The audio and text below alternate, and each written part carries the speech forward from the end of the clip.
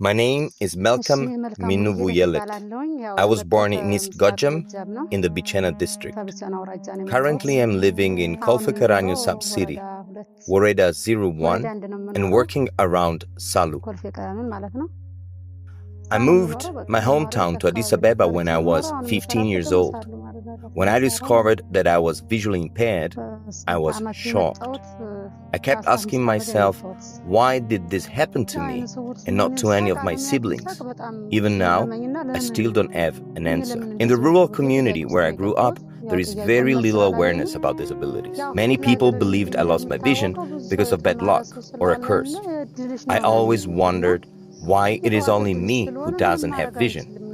I still don't have any clue. When I realized that among all my friends, siblings and family, I am the only one who can't see, I kept asking, why only me? Before that moment, I thought everyone was like me, who cannot see.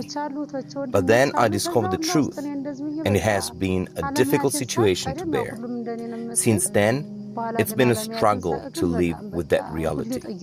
I have faced many forms of discriminations because I'm visually impaired. One of the biggest challenges is participating in social life. The community often gives us less value and doesn't believe we can fully engage in different social activities. People assume we're incapable. They say things like, "Why are you even here?" Or, "What can you possibly do?"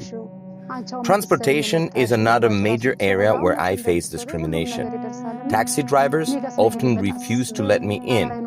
They say things like, "It's not comfortable for you," as an excuse to deny me service. One day, I stood up for myself and said, "I didn't ask to sleep inside, so why are you saying it's not comfortable? Aren't you the one looking for money?"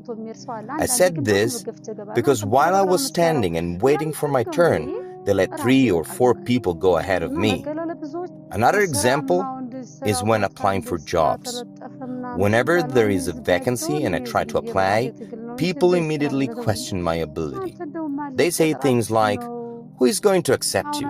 Or, "What kind of work can you even do?"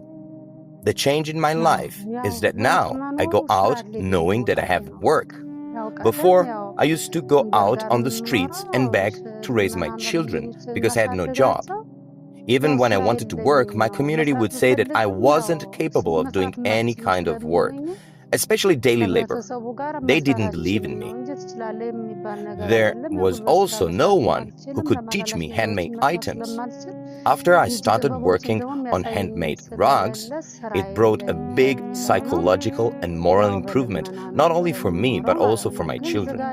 I started taking care of myself because now I had a place to go every day, a workplace. Even though the work is small and the income is not fully satisfying, it is still work anyway. I also received training, and I work in a place with fresh air. Before, when I was begging under the hot sun, I couldn't find a comfortable or safe place to stay. Back then, I used to wake up very early, around 4 or 5 a.m., to go out and beg. That was how I earned money to support my children. But now, at 8 a.m., I send my children to school and I go to work at the same time. I go to work knowing that I have work in the workplace. I often receive positive feedbacks because my colleagues and supervisors recognize the quality of my work. For example, Mr. Mola, our supervisor, is well aware of my dedication and consistent performance. Many customers specifically request me when placing their orders, which reflect the trust and satisfaction they have in my work, even though the final result is usually a team effort. Especially Mr. Mola says to me, "There is no one who is dedicated like you here."